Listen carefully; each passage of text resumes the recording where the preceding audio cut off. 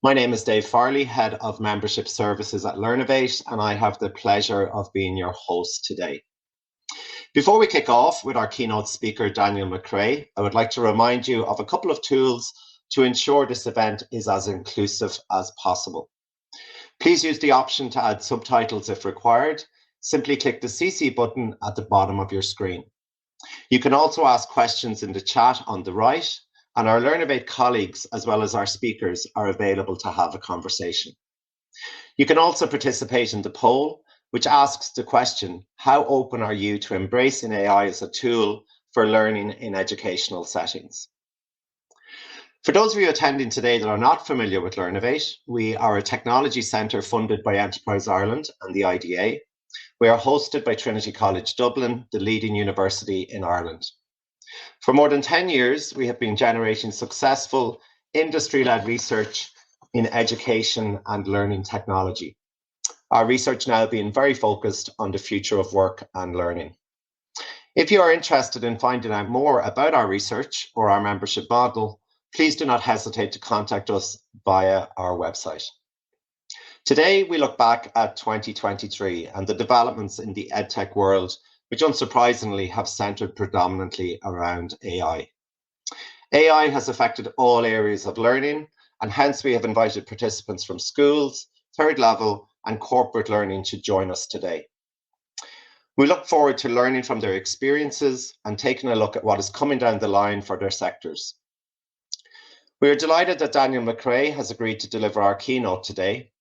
With over 10 years' experience as a specialist provider of AI for learning, he is perfectly suited to talk about how his organization, Adaptemy, have navigated this emerging technology. We will share his slides after the webinar, but please do not hesitate to reach out if this research resonates with you and you would like to find out more. You can connect with all of our speakers via LinkedIn. Their links are in their bio on this platform. After Dan's keynote, you have the opportunity to network with fellow attendees for 5 minutes during our networking break. This is a fun way to meet fellow attendees and find out how they're feeling about the coming year. Simply click the networking button on the left of your screen, and you will be popped into a virtual room where you will meet one of your fellow attendees. To facilitate your conversation, we encourage you to discuss the following question. How will AI continue to impact your business in 2024? Do you see it as an opportunity or a risk? Once you are finished networking, don't forget to return to the stage by hitting the stage button in the menu on the left of your screen. We will then go to our panel discussion, chaired by our very own Dr. Richard Hart, who some of you most likely already know, to discuss the predictions in the world of learning from a range of sectors. Richard is joined by Joe Rafus, teacher and assistant principal in Mullingar Community College, Elva Casey, registrar of Hibernia College, and Jackie Brown, director of Enterprise Learning Solutions with ETU. Now, without further ado, I would like to welcome Daniel to the stage. Welcome, Daniel. Hello, everyone. Thank you so much for the warm introduction, David, and the opportunity to speak to the Learnovate team today. I am going to be stepping through a little bit about what AI is and really what's the latest hype that's impacted our industry. And then I want to take a really practical look at how we've converted that hype into a very practical way to deliver improved solutions and improved product offerings for our clients over the last year or so. So without further ado, I'll go ahead and share my screen. So what are we going to cover today? So the topic of today's session is AI.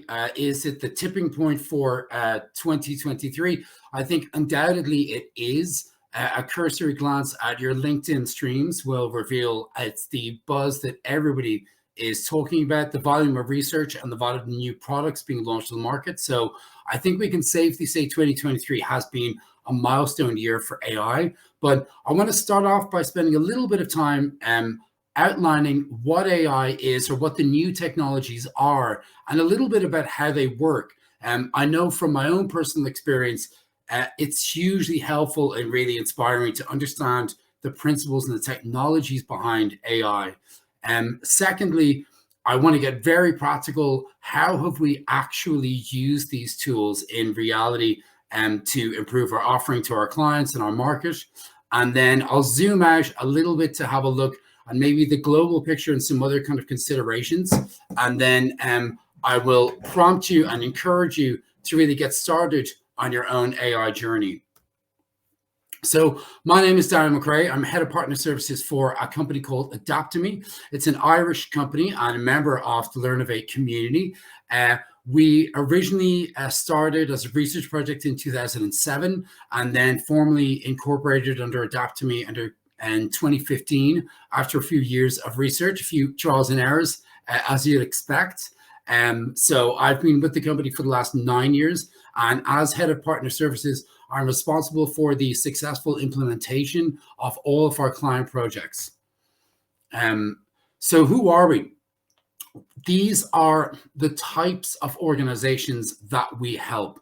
So these are global training and education providers. Among them, you'll probably recognize in Europe, Foland's Group, Hibernia, and then further afield, we're the sole provider of AI services to the Ministry of Education in Singapore and a number of universities across Southeast Asia. There's a few of our research projects and awards listed there as well.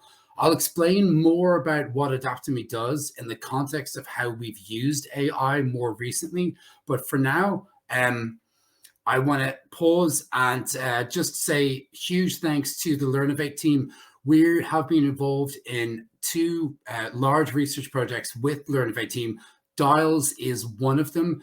It's been an extremely positive experience and an extraordinary resource for a growing company like ours to have access and availability to some of the leading thinking minds with respect to research and education and AI. So huge thanks and gratitude. If you are a passive member of the Learnovate group, I really encourage you to get more involved and explore the full range of what they have to offer.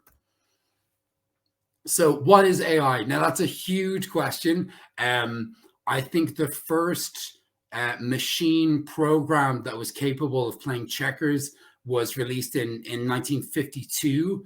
And the first formal event with the title Artificial Intelligence that really coined that phrase was 1955.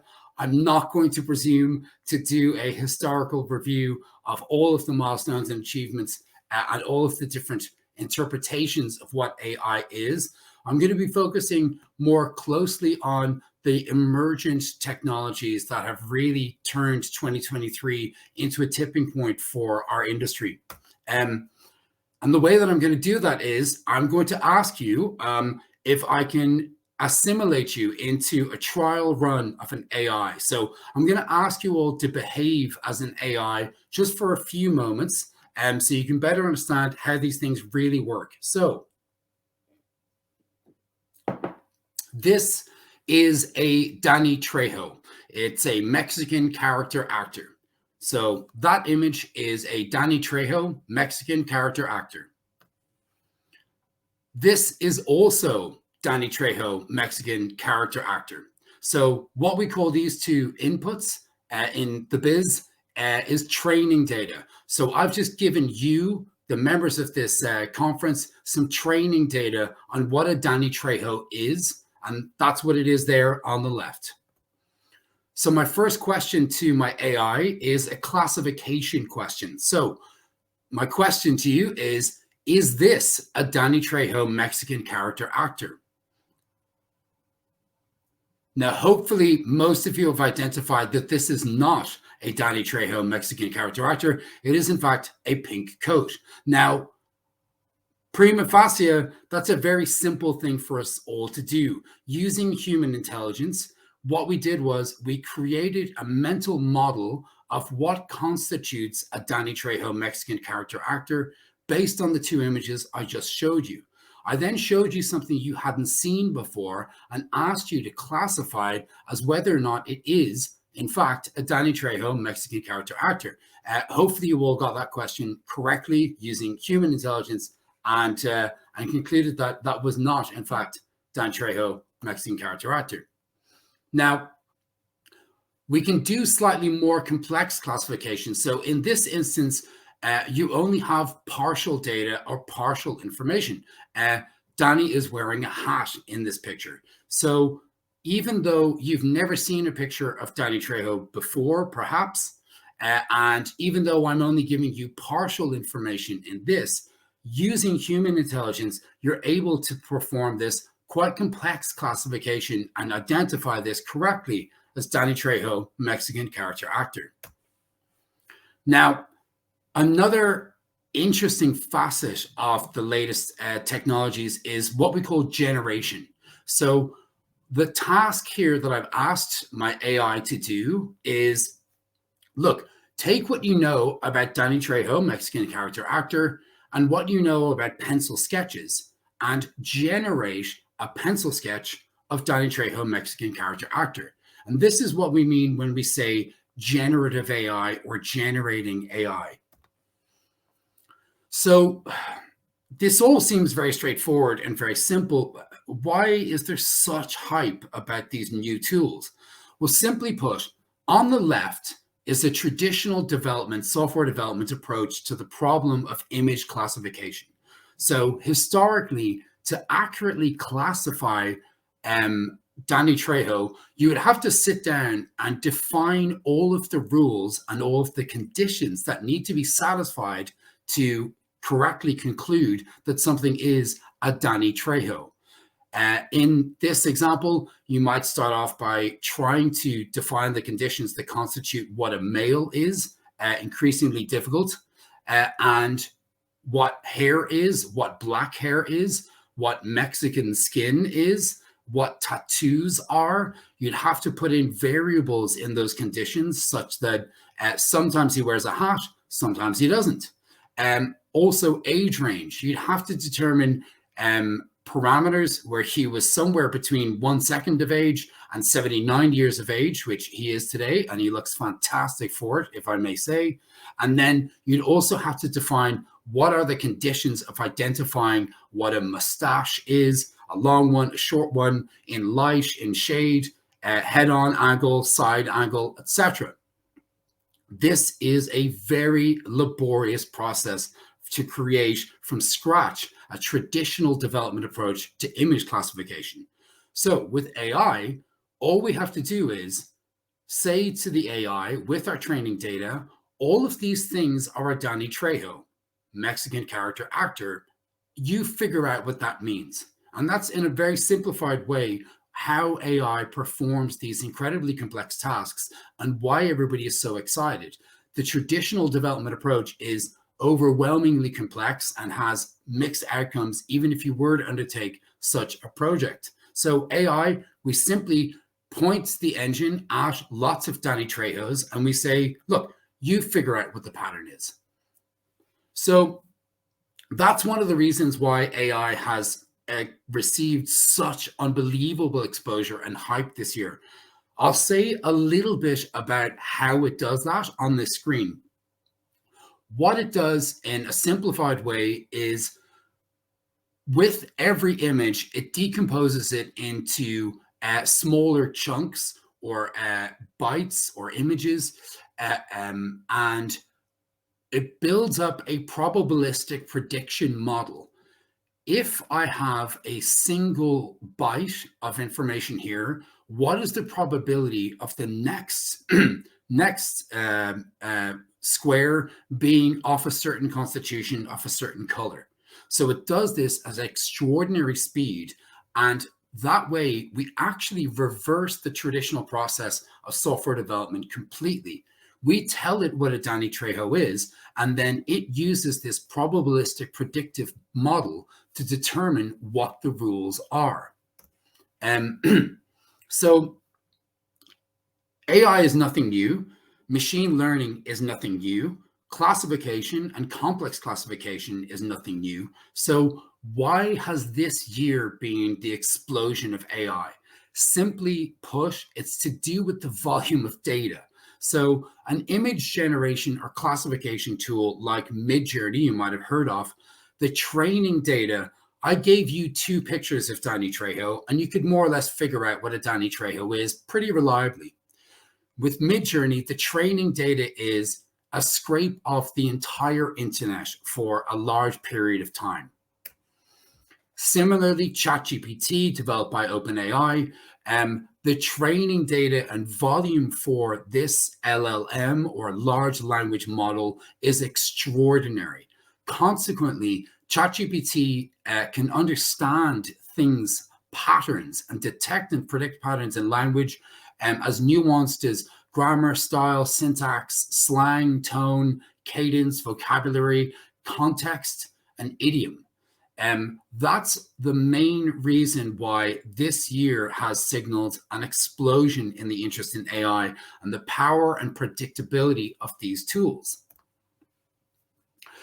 Now, with great power comes great responsibility, of course. You'll know that either from Voltaire or from Spider-Man.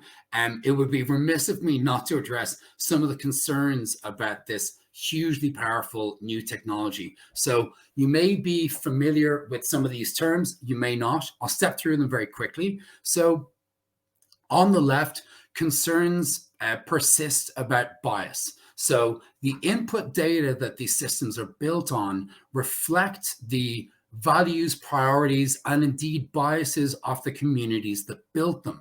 So if we train our AI that this picture or these images is a leader, that's great for people like me, and not so great for people who don't look and act like me. So the systems can reflect the inherent bias in the training data that is being put into them. And that is a challenge not only with respect to things like race and gender and identity, but also Occidentalism. So a lot of the training data for these large systems are derived from Western English language speaking systems. They reflect those biases. As an experiment, you might want to generate an image with the prompt patriotic dog. You will get stars, stripes, you will get fireworks, you will get hot dogs.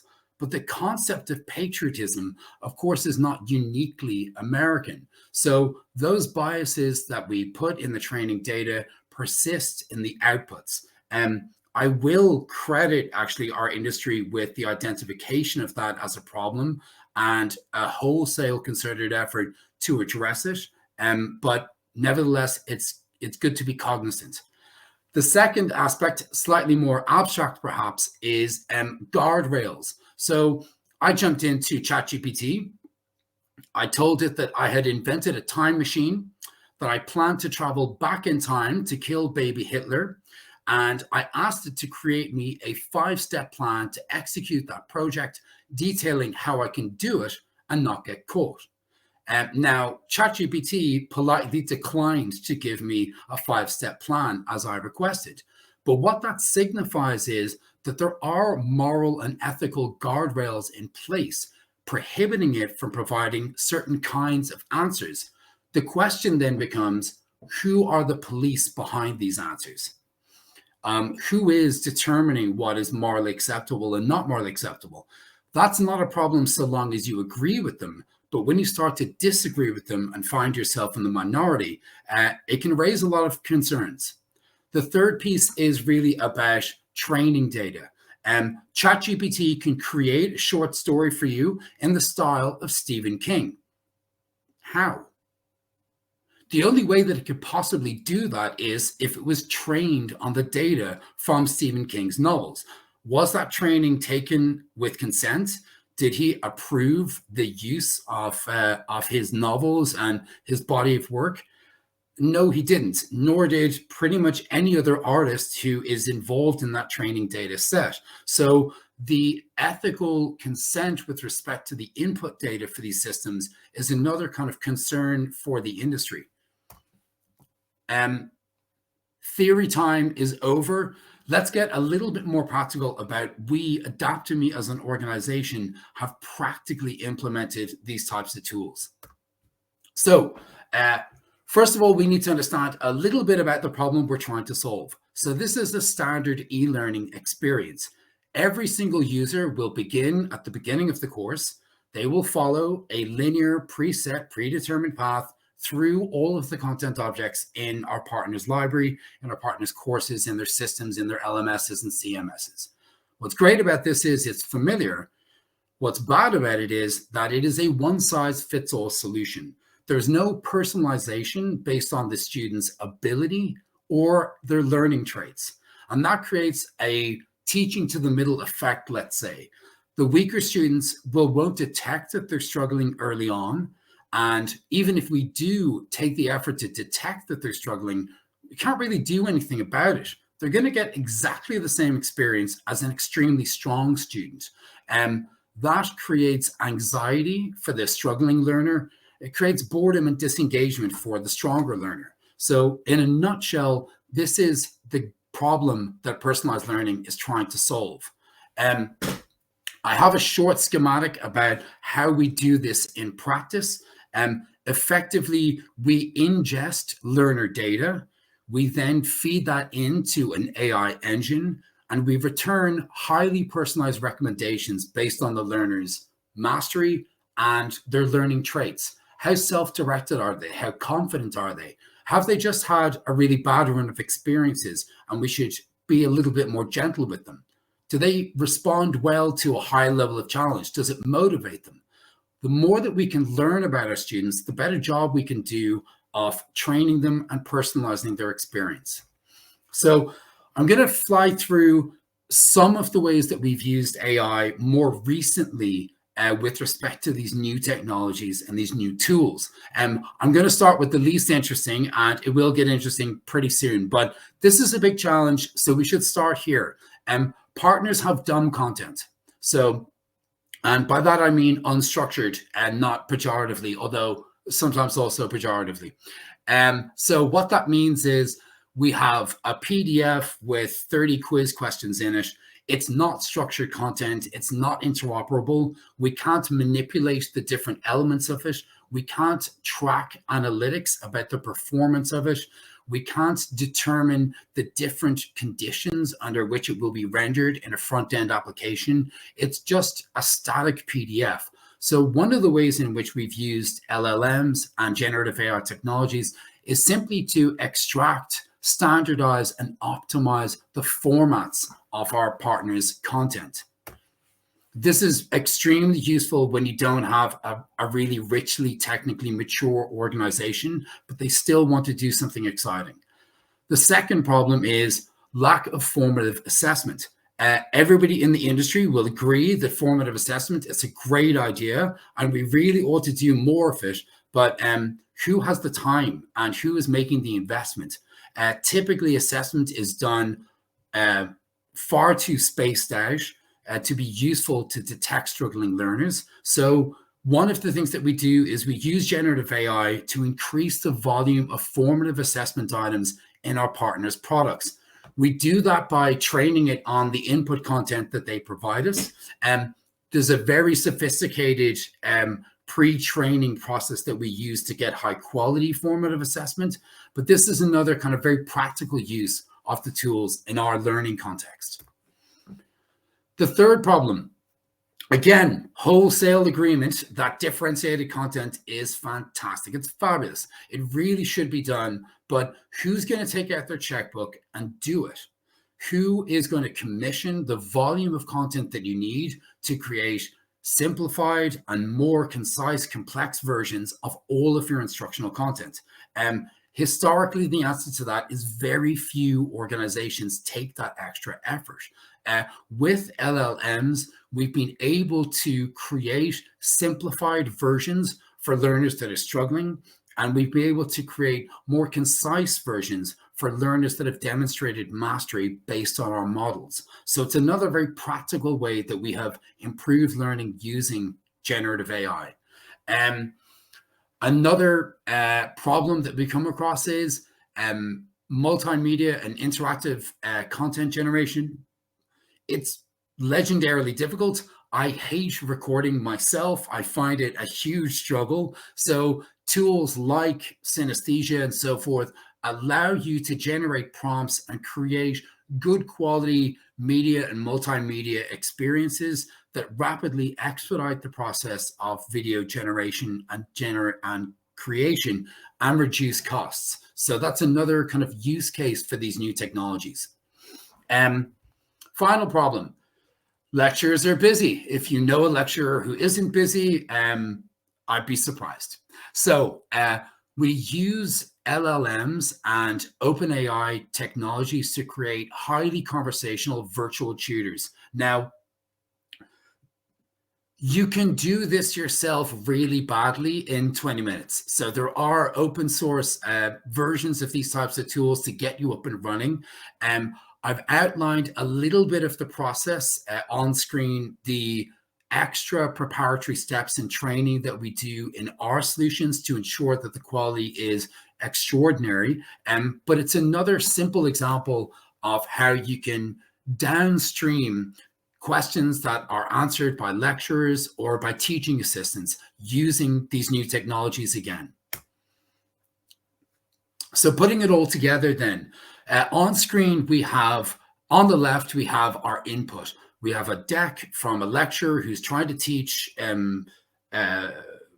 pulmonary biology, or they're trying to teach car mechanics, and what they have is a PowerPoint. We can then take that to train a virtual tutor, generate additional content objects.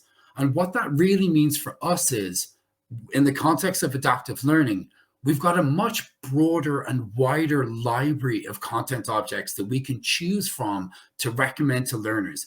We have much more toys to play with to deeply personalize the learning experience. And that, after all, is our core offering and the core problem that we solve here. So what are we doing next? Quality, quality, quality. So look, you'd be out of your mind to release non-human reviewed generated content to your paying customers, your paying students. So quality is always a huge concern. The appropriate protections being in place for intellectual property is also something that we need to be mindful of. Prompt engineering, again, with the goal of quality.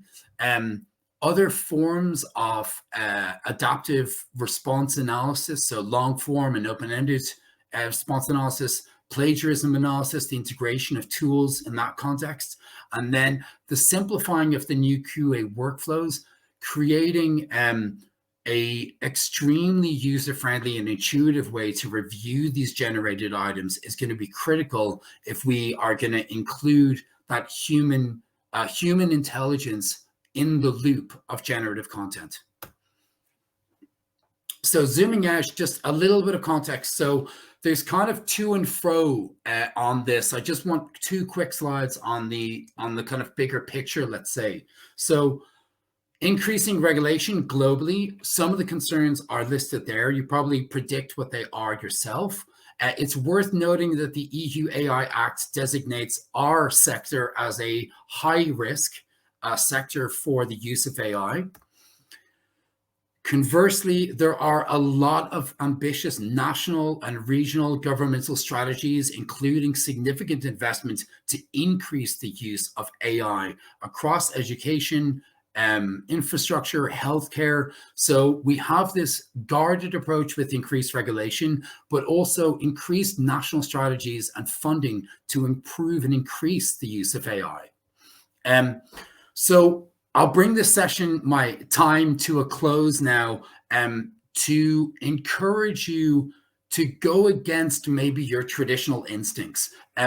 Please don't spend the next 6 months deciding the criteria that you will use to pick the people to be on the committee, to identify the framework for the possible use and identification of tools. By the time you complete that research and analysis, it will likely be out of date. Instead, go and play. There's 3 tools on the screen now. You can log in. I think Chat is the only one that requires an account. Google Teachable Machine, fantastic tool for getting up and running and having some fun. I did a project with my son for about 20 minutes to identify Pokemon trading cards. Had a blast. It was actually a lot of fun. And then finally, just an image generation tool. There are many. This is a very simple one. So if you want to combine Danny Trejo with our pink coat, it's 5 minutes of work.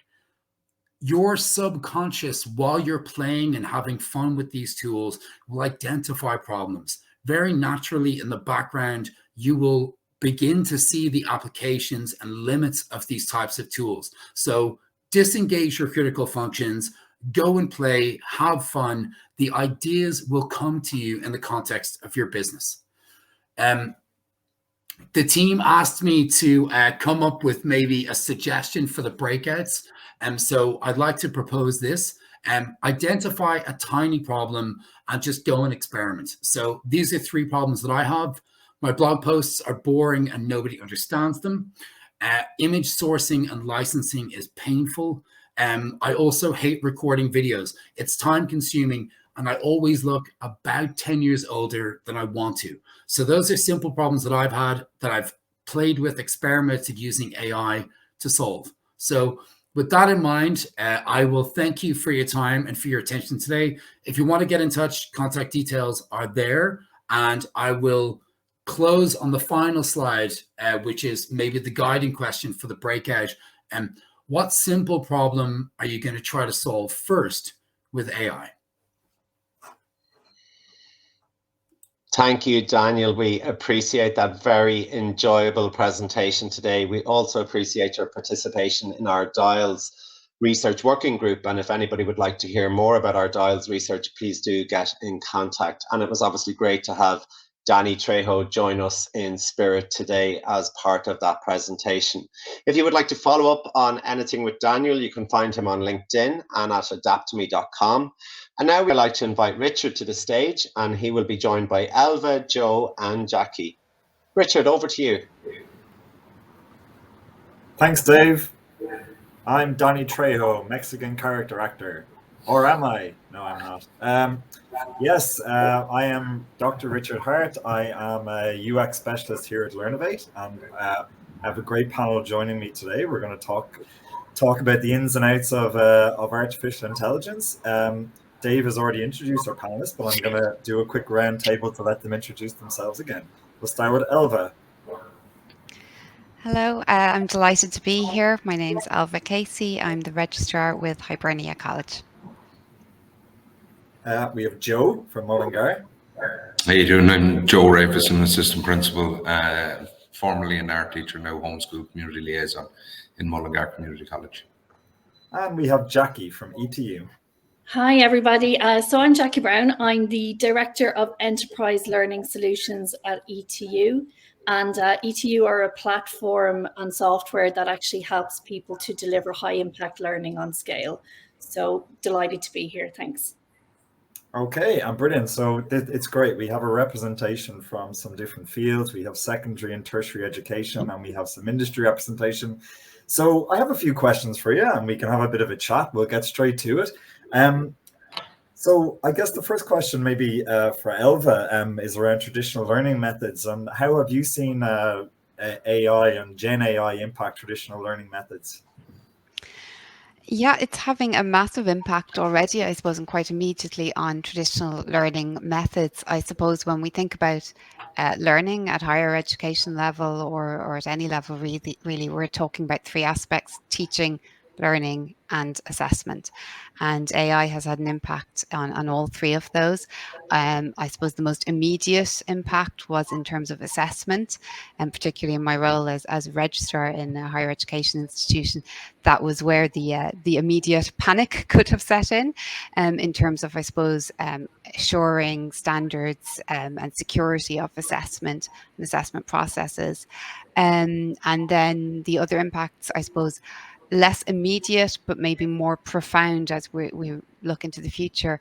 In terms of teaching, we're looking at how we can adapt our teaching to embrace the opportunities of AI, to bring in more personalized forms of teaching, more UDL-informed teaching, and I suppose teach to the individual students and pupils in front of us in adaptive formats. And then in terms of learning, a really huge change that we're all only starting to understand is how does the learner embrace the challenges of AI and the opportunities of AI. And when we're looking at that, I think a lot of it is around well, how does the learner understand AI? And a lot of us are starting to have an interesting concept around, well, maybe we're looking at conversations with AI rather than a tool. So we're looking at how learners can embrace those conversations, engage in those conversations to enhance their learning and that process of learning, rather than seeing it as potentially initially looked at it as shortcuts, which obviously as educators we will always fear something that feels like a shortcut from the full learning process. So I think, yeah, across teaching, learning and assessment, we're seeing immediate and growing impacts. Well, that's good, and I think it's good to hear that there's kind of a positive spin on it, and you mentioned opportunities, and with, I suppose, every challenge is an opportunity. So Jackie, you guys at ETU are very solution oriented. You have some products that use AI and immersive learning. So what challenges do you think Gen AI is addressing in learning? So I thought long and hard about this. ETU are working with AI and with technology-enabled solutions for 13 years now.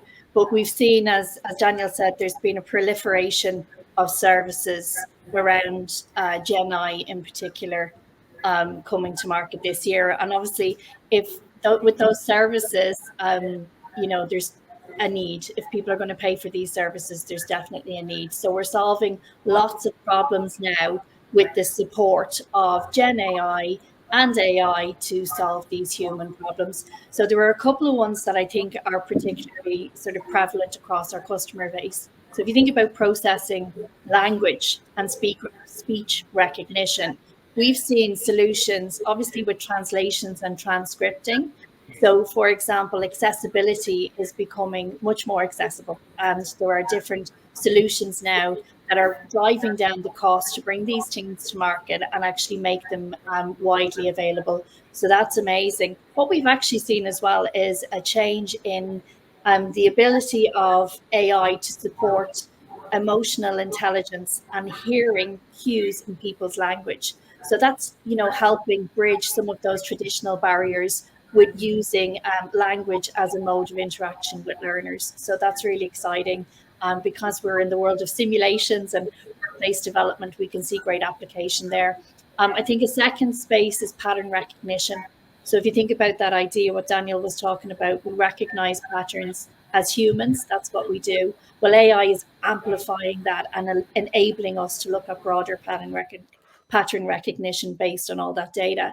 So there's some really interesting stories, and if you look at how people are using this, but one of the most creative ones that I actually saw was a law firm, and in sort of like in the legal world, you can now employ a service to help you understand your opponent's preferred negotiation positioning, or what they want to do, what they normally challenge with. So obviously you're going in better prepared into very complex human interactions. And then I've seen technology come out to counter this in the legal area as well, where some law firms are saying we do not generate our content or our recommendations with AI alone. So they have employed technology to identify where perhaps their opponents are using AI only to build their arguments. So it's really getting scared now. This sounds like the arms race that we didn't want to happen, but yeah, so that's very interesting. I'll just talk about creative solutions. So this is where, as humans, we want to be creative, we want to solve more problems. And where we see this specifically with our customers is the likes of adaptive personalization and solving those challenges of scale and bringing the right type of learning to your learners. So instead of those traditional complicated paths that are mapped out, learner decisions are driving their pathways, but AI is assisting with that sort of structuring and bringing the just enough and just in time. So there's so many things. You could keep talking. I think there are so many stories. And I think the other one that I thought was really interesting was around health. So there are apps now, for example, that can detect cancerous moles just by visualization. So that pattern recognition now is kind of hitting all 5 senses that we have. So more to come. But yeah, so thank you. But yeah, really interesting. No, but that's, I think you've covered a lot there. And that's, again, there's a sense of optimism there. I wonder, Joe, in secondary schools, are you as optimistic? And maybe talk to me about what kind of effect AI is having on your work, and maybe around things like inclusivity and accessibility for students. Yeah, thanks, Richard. Look, I mean, I think everyone will admit that the modern classroom is an incredibly different space than it was 10, 15, 20 years ago. It's a very diverse space, and I think one of the greatest challenges for any teacher, be it primary, post-primary, or tertiary, is how do you engage all of these students? How do you make them feel included in every lesson? And I think AI actually has huge potential for that. We do kind of dip our toe into it in terms of whether it's text to speech or speech to text or screen readers or real-time captions, as David pointed out at the beginning of today's session. But I think it's all about personalizing learner experiences. And one of the kind of the new things that most teachers are kind of getting, and Elva tipped upon it, is the ability to identify potential stumbling blocks through real-time feedback, which is obviously hugely important. I mean, the role of the teacher has changed as well. You're no longer just teaching a class, and there's a considerable amount of administrative work that teachers are kind of finding themselves doing, and that's where AI can be hugely helpful. We're actually in Mullingar Community College, we're piloting a new piece of AI technology that's about to be launched in Europe, called Merlin Mind. And it was actually a connection I made at this year's Learnovation Summit. And really the huge benefit of that, when I went back to our staff and I talked about the potential of introducing AI technology in the classroom, some were naturally very enthusiastic about it. Others were quite apprehensive about it because they almost, kind of had this perception that they were going to get the Terminator as a classroom assistant. And realistically, what it's going to do is it's going to make a huge change in the classroom environment, that the teacher's no longer tethered to the top of the room, that they're actually down and working with their students. Because the way we teach now is more than just covering curriculum content. It's about developing that kind of inquiry-based learning model, and mentoring and counselling and empowering students to apply the knowledge that they've learned and the techniques that they've learned to come up with solutions. And any technology that's going to, take a teacher away from their desk and get them down amongst their students, and reduce that administrative downtime in the class and make the class a more active learning environment, is always going to be hugely beneficial, is always going to have massive consequences for learner outcomes. Yeah, well, that's that tool you were talking about, Merlin Mind, sounds very interesting. And maybe Elva, you could jump in there in terms of teacher training. How are you equipping the next generation of teachers to I suppose jump into the environment that Joe has just described? Yeah, it's really complex actually, because when we're training teachers now, we're obviously initially we're looking at, okay, well, how are we ensuring our standards and assessment of those teachers? And as Joe's described, ensuring that they have all those competencies in that complex changing classroom environment. But also we have to be aware of the fact that the children that they will teach possibly have a much more detailed, in-depth, lived understanding of AI, its challenges, its opportunities, because they're living it, they're interacting with it, and they're doing their homework with it possibly. So they're living and growing up in that world that our even our student teachers are only having to quickly come to terms with. So we have to equip our teachers for that environment, and how that is going to change very, very rapidly, even within their time they're with us and when they go into these classroom environments. And for understanding those children, those pupils, how that their needs and their experiences that they're coming to the classroom with are going to have adapted massively and continue to adapt massively while they're there. So a key piece that we're really coming to, and that we're really at the start of this, but is that we need to teach our teachers to teach the ethics of engaging with AI, and the ethics of valuing your own work and your own teaching and learning practices. So we're really putting an emphasis from junior infants on. In other words, starting with children from the ages of 4 or 5 learning in a very direct way around valuing their own learning experience, that learning journey, and understanding where you can seek support and help, and how to engage with AI, possibly in your study practices and your research practices. But where's the ethical piece there? Where's my own work? Where does my work start? Where does it end? Where do I seek help, and how do I acknowledge when I've sought help? So that's one key piece, is kind of understanding the pupils that you have in front of you. But another piece, I suppose, when we're looking at training teachers, we're looking at teachers, yes, but future leaders as well. We're looking at the principals, the vice principals, the posts of responsibility as well. And what we would really be emphasizing is in mindful navigation of AI. In other words, and Joe's really emphasized it there, I think, himself, and that there are teachers who would have been, yes, brilliant, that's me, I'm on board, this is so exciting. And there will be teachers who don't want to engage with it, and maybe will make that decision, it's not for me, leave it to the technically minded.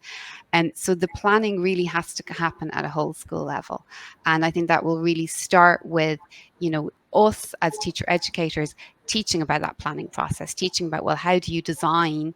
And when you're in those leadership roles, who do you talk to? How do you design? How do you collaborate with parents on, because it's obviously something that comes into the home as much as in the school environment. So how do you collaborate with parents on the supports that you put in place as well? So yeah, we would, as I say, maybe not start in the classroom as you'd expect, but start with the pupils, and then move on to the whole class environment and how we support an understanding of the whole school environment, I should say. And then I think the classroom comes after that, once that initial understanding is there. Yeah, that sounds so. Yeah, I mean, it's having a more, I suppose, all-round approach to it, not just saying, here's how you use a tool in the classroom, or here's what to expect. So I think that idea of engaging all the stakeholders is a good one. And maybe I'll come back to Jackie, but maybe this is something that Joe and Elvo can jump in on as well, is skills. So like I suppose the taxonomy of skills of future learners is changing. So Jackie, what do you think is crucial for students to understand as they go forward, or learners in general as they go forward with this technology? Another very big topic we could talk all day on, I think. So when you think about like where you're coming in, so what lens you're looking at this, there's a challenge of access, there's a challenge of literacy, and there's also a challenge of using this technology to best enable or to advance whatever purpose it is you're trying to use it. So as students looking at this, and when I say students, it's humans looking at this, because we're all students of this. It's something that is of our time and that is changing the nature of our social exchanges. So there is really nobody that, can ignore this currently at the moment in and around, whether it's work, whether it's college, whether it's school, whether it's you're at home helping people, or whether you're just conversing with somebody in your family. There's going to be an element of the nature of what you're talking about will probably be touched by AI in some way outside. So if I were to kind of boil this down, it kept coming back to critical thinking, actually, for me. The skill of critical thinking is so important, and we are remiss as a group of people if we just focus on the technology and on the solutioning side without remembering that the human judgment, the impact, and the purpose is to do with people and social. So if you are able to think critically, it's going to help you. So for example, access. Ethics is a massive challenge around using this type of technology. And, to understand your security and the ethics around how and why you're using it, not just the technical how to access, I think is important. If you are thinking about literacy, if we cannot exchange this language, if we can't understand the threshold concepts, it's going to be a big challenge to get the best use out of this type of technology. So as students, actually learning agility, so understanding, don't tether yourself to one service or one application of AI. Think bigger and think about critically what problems you're trying to solve. So it really comes back to me then for the use and the impact. So we now have all these commercialized services that people can access to solve problems. And it's going to be the quality of your prompting. So remember what Daniel said, this is about pattern recognition and, being able to prompt and to get the right responses or the best possible answer for yourself. So if you have strong communication skills and you understand your language and the use of language as a tool, that's going to really help you get the most out of this. So to summarize, critical thinking, communication, All the good stuff. all very human things that don't go away and don't change, and domain expertise as well. Yeah, no, I completely agree. I was going to say, Joe, from the perspective in the classroom level with the students, is what Jackie's saying there kind of resonating with you? You know, yeah, absolutely. I think the key element to it is that we go into this with an open mind.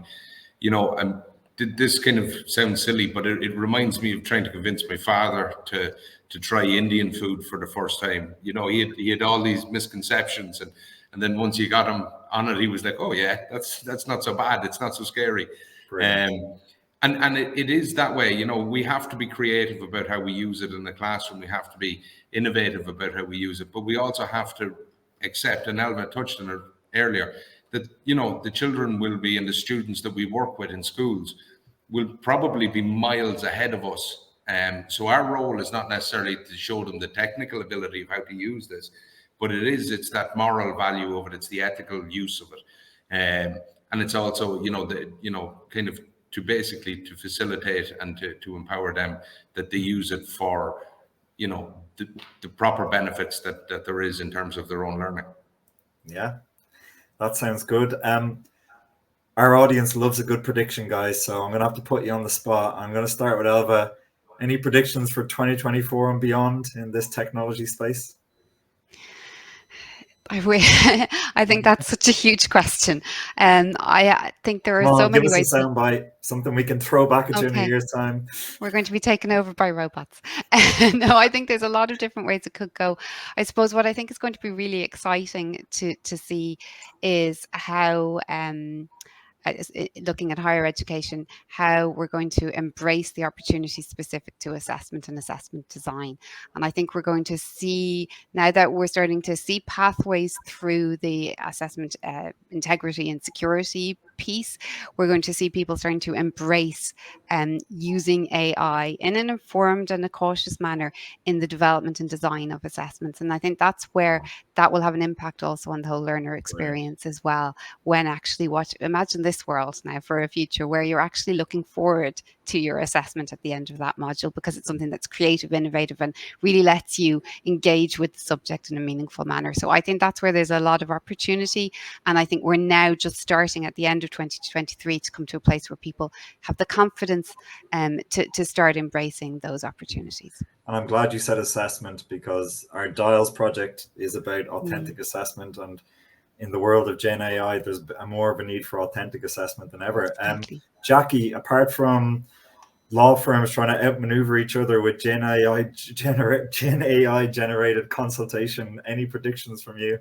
Yeah, I think this year has been a year of sense making for people. And the organizations who have invested this year and previous years in training their models, they will really start to put these into practice. So you're going to see a lot more results, I think, and a lot more tangible actions. And what I expect from our customers, because again, they have been trying to work out the ethics, the security, the policies, how to use this. They're going to have that in place, and they're going to be ready now to start to adopt Gen AI models into their skills ecosystems and using it to get more efficiencies, more economies, and a better overall human experience. So I think we're going to see a year of action next year, and very much clearer paths and roadmaps and things that we can do and problems we can solve. That would be what I would say. Brilliant. Okay, nothing too negative so far. Joe, what about you? I mean the very near future, but I think learning environments, whether it's formal or corporate or whatever form of learning you're taking in, they're going to become far more vibrant, active, exciting places, and far more engaging. And I think we're going to see a greater level of engagement across the board from all learners, because I think it's going to allow a lot more people access curriculums or access learning or access knowledge and skills in a way that they previously couldn't have. So I think it's going to be the great leveler. Okay, you're saying all the right things there, Joe. Thanks very much. Dave. I'm back. Thank you, folks. That was a very enjoyable panel discussion. It was great to get the perspectives from schools, third level and corporate learning. Folks, thank you all for joining us today, both our local and international guests. We hope that you all found this Link and Learn webinar of value. Thank you for your participation in chat. Some great comments in there in chat, for participation in our poll, some really interesting results, and of course for participation in our networking. We would like to thank all of our speakers today for giving their time and sharing their expertise on this subject. We hope that you enjoyed the festive season, and we look forward to seeing you all again very soon at a Learnovate event in 2024. Take care, folks.